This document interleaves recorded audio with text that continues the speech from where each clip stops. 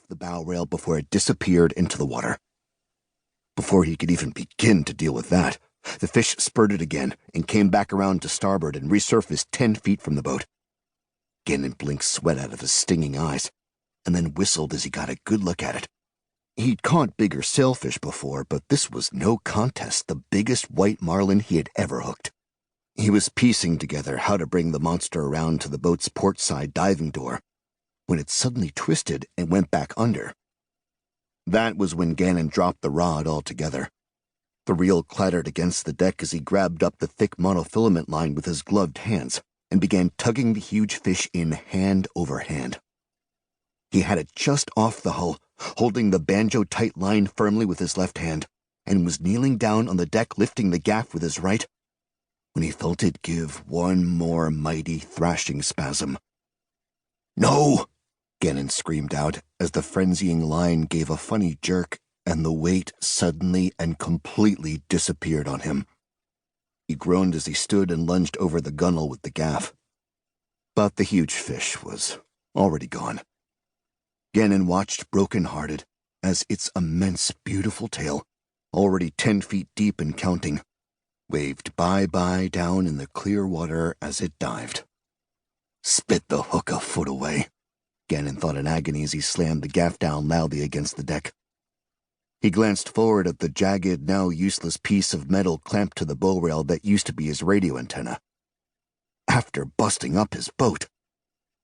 He lifted the sea rod and reeled in nothing, and shook his head in furious disgust as he stared at the empty hooks. "Fish 1, Gannon less than Zippo," he said, and after a moment began laughing as he looked for a towel. He'd been a fisherman all his life, and it was either that or weep, he knew. 2. The sunset sky was glowing like a sheet of gold leaf by the time Gannon reeled in everything and got all the gear and tackle packed up and stowed tight. After he washed up in the head, he went back up into the flying bridge and set the GPS for Cooperstown on Little Abaco to the south. Cooperstown was actually a little out of his way as he lived farther south and east out on Eleuthera Island, but with the radio antenna MIA, he wanted to be near shore by the time it got too dark. He slipped his face shield up and his Costa polarized shades on, and opened the boat wide to about 30 knots. Through the breeze, the sky began to lose its glow, and the endless plain of water took on the dark metallic tone of tarnished silver. Even for a Monday, the fishing lanes northwest of the Bahamas were deader than normal, the horizon empty in every direction. In fact, the only other vessel he got a glimpse of all day was a faint outline of a container heading west to Florida that morning when he started out. His thoughts drifted to dinner. There was leftover lasagna in his fridge that he could nuke, instead of fresh grilled swordfish, he thought, shaking his defeated head in the rush of the wind. Oh well, at least the beers would be cold. It was about 15 miles due east of Cooperstown when he saw something low in the sky off in front of the boat. He thought it was just a shine of light off a cloud, but then he saw that the light was moving, and he jacked up his shades onto his forehead, cupping his hands above his eyes. Out from the postcard Caribbean gold of the sky to the left came a plane, a small corporate jet plane, sleek and shiny and pale white. He watched it coming steadily due west at a right angle to the bow.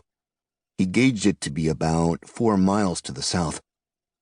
It seemed to be flying quite low. He waited for it to pull up, but it didn't. It kept zipping westward, going fast, low, and straight as a line drive. He eased off the throttle and grabbed his binoculars, putting his elbows up on the console to steady the view. Then he thumbed in the focus, and something in the pit of his stomach went cold.